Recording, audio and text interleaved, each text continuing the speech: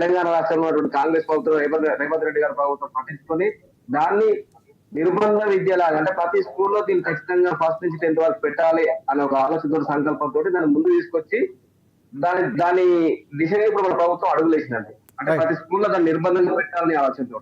Right చంద్ర గారు మళ్ళీ మనకి జాయిన్ అయ్యారు రామ్మోహన్ రావు గారు చెప్పండి. ఇందాక ఫ్యామిలీ ప్లానింగ్ గురించి మనం మాట్లాడుతాం. అంటే కుటుంబ నియంత్రణ పాటించినటువంటి రాష్ట్రాలు 6 రాష్ట్రాలు మీరు లెక్కలు చెప్తున్నారు. సో ఒకసారి కంటిన్యూ చేయండి. సారీ, ఎందుకంటే కరెంటు కష్టాలు మొదలైన రవిచంద్ర గారు గమనించారు. మా ఊళ్ళలో ఉంటాను, ఇక్కడ నుంచే విజ్ఞాపన చేస్తున్నారు నెట్ పోతుంది. రవిచంద్ర గారు ఇప్పుడు 3 సార్లు డిస్టర్బ్ అయింది. వేసవి కాలం స్టార్ట్ అయింది కాబట్టి గత ప్రభుత్వంలో వాడుకలో ఉన్న పవర్ కంటే ఇప్పుడు ఎక్కువ శాతం కూడా ఇచ్చిన కరెంటు కష్టాలు వాడుతున్న క్రమంలో అంటే డిమాండ్ దగ్గర తగ్గింది అనేది మేము అనుకుంటున్నాం. దీన్ని కూడా రాష్ట్ర ప్రభుత్వం ముందుగా పరిగణలోకి తీసుకొని ఈ వేసవి కాలంలో ఇలాంటి ఇబ్బందులు కలగకుండా ప్రయత్నం చేస్తుంది మా బట్టి విక్రమార్క గారి ఆధ్వర్యంలో. మరొకసారి ఇలాంటి అంతరం మనం కలగకూడదు, మనం కూడా కోరుకోవాలి. 3 సార్లు రైట్. నేను ఒక టెక్నికల్ గా మాట్లాడుతున్నాను. ఇప్పుడు రవిచంద్ర గారు కూడా భాష అనగానే మళ్ళీ తెలుగు భాష గురించి వచ్చారు. ఇది కాదు ఇక్కడ సమస్య. స్టాలిన్ గారి మీటింగ్ ఏంటంటే బేస్ ఏంటంటే త్రిభాషా సూత్రాన్ని పాటిస్తే దేశం అంతా పాటించాలి కదా.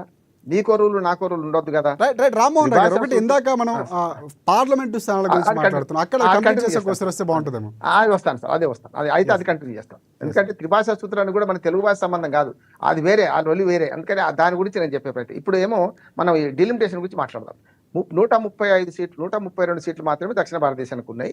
ఒకవేళ ఇప్పుడు కనుక 2011 జనాభా లెక్కలు తీసుకున్నా 2026 ఒక మళ్ళీ జనాభా లెక్కలు చేసి ఇప్పుడు ఏమైనా తీసుకుంటే 8 నుంచి 10 సీట్లు మన దక్షిణ భారతదేశం కోల్పోతుంది, తక్కువైతుంది ఉన్న సీట్లకి. ఒకవేళ 50% పెంచారు అనుకోండి, ఏమవుతుంది? అదే రేషియోలో పెరుగుతాయి కదా. ఉదాహరణకు ఉత్తరప్రదేశ్లో 80 సీట్లు ఉన్నాయి రాజశేఖర్ గారు. 50% పెంచితే ఏమవుతుంది? ఇంకో 40 పెరుగుతాయి, 120 అవుతుంది వాళ్ళకు. కానీ మనకేమైతే అంటే ఉన్న సీట్లలో తక్కువై దానికి డబుల్ సగం పెరుగుతుంది. అందుకని ఇక్కడ సమస్య డిలిమిటేషన్ ఓన్లీ పార్లమెంట్ సీట్లకు లొల్లే. రాష్ట్రంలో డిలిమిటేషన్ జరిగితే నష్టమే లేదు, జనాభా ప్రకారం మనకు వస్తాయి. కానీ పార్లమెంట్ సీట్లకు వచ్చేకల్లా ఈ వేరియేషన్ ఉంటుంది కనుక మనం ఏం కోరుతున్నామంటే, స్టాలినే కాదు, గతంలో పవన్ కళ్యాణ్ గారు అది ఎన్డీఏ కూటమిలు ఉండుకుంటూ కూడా బీజేపీ జనసేన ఉన్నప్పుడు కూడా దక్షిణ భారతదేశానికి అన్యాయం జరుగుతుంది, ఒక దేశంలో దేశ విభజనను కోరుకుంటారేమో దక్షిణ భారతీయులు అనే మాట అతి తీవ్రంగా స్టాలిన్ నిన్న మాట్లాడుతున్నాడు. కానీ పవన్ కళ్యాణ్ గారు కూడా గతంలో అన్నారు కదా. రామ్మోహన్ గారు ఇప్పుడు మాట్లాడాల్సిన అవసరం ఉందంటారా? పవన్ కళ్యాణ్ గారు ఇప్పుడు అందులో భాగంలో ఉన్నారు, అని చెప్తాను. నేను ఆ లెక్కలని చెప్తాను రాజశేఖర్ గారు, ఎందుకంటే కొంచెం అకాడమిక్ డిస్కషన్ కనుక. ఇప్పుడు మాట్లాడాను, ఎందుకు మాట్లాడంటే ఎన్డీఏ కూటమిలో ఉన్నాడు పూర్తిగా మూడు రాష్ట్రాలు కనుక, మూడు పార్టీలు కనుక. జగన్మోహన్ రెడ్డి కూడా మాట్లాడంటున్నాను నేను చెప్తాను. ఇప్పుడు తమిళనాడు ఎందుకు తీసుకుందంటే, తమిళనాడు మొదటి నుంచి కూడా దేశంలో ఐక్యత కోరుకుంటూనే దేశంలో ఒక ప్రత్యేకత కూడా కోరుకుంటుంది. అంతేందుకు మన జాతీయ గీతం చూడండి, మనకి ఎంత ఎన్టీ రామారావు గారు వచ్చేదాకా తెలుగు నేల ఓటుంది, తెలుగు ఓడు ఉన్నాడు అని తెలియదు కదా. మనకు ద్రావిడ ఉత్కళ వంగ అంటాం. ద్రావిడ ఎక్కడిది అంటే, ద్రావిడ అంటే 5 రాష్ట్రాలు కలిసి ద్రావిడ దేశం, అంతే కదా.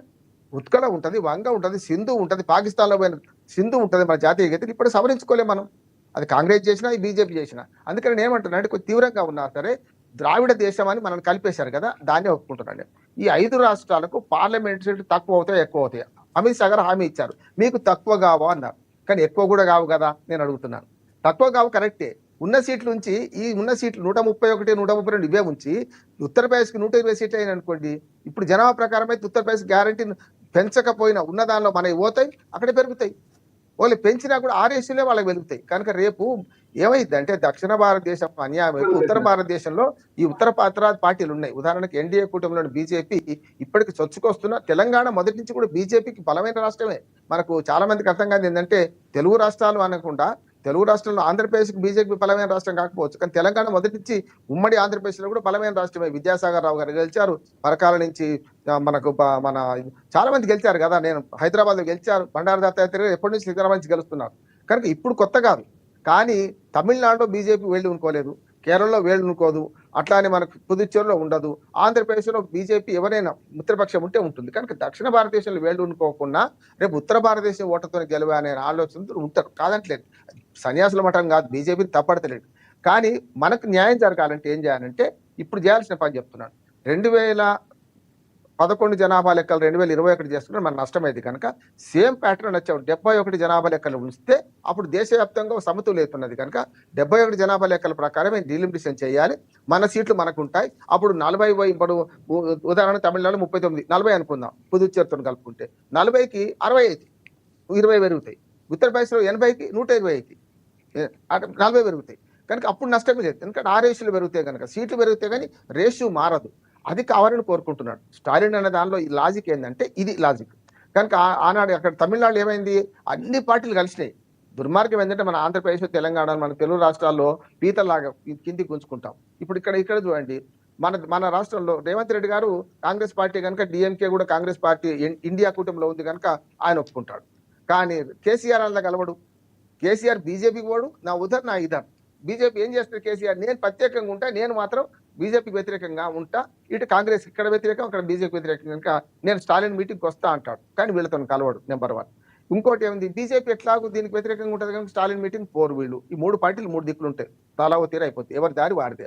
ఇక ఆంధ్రప్రదేశ్లో కూటమి ప్రభుత్వంలో ఉన్న జనసేన, తెలుగుదేశం, అట్లానే మనకు మన బీజేపీ, ఈ 3 పార్టీల్లో ఎన్డీఏ కూటమిలో ఉన్నాయి కదా, వాళ్ళు కూడా స్టాలిన్ మీటింగ్ పోరు. రేపు పెడితే కూడా అఖిలపక్షం పెడితే ఒకరు మనకు నాసే స్నేహితుడు ఉన్నారు, ఎవరు వైసీపీ జగన్మోహన్ రెడ్డి గారు, ఆయన కూడా బీజేపీని కాదని పోడు. కనుక ఆంధ్రప్రదేశ్ నుంచి నీళ్లు కదా.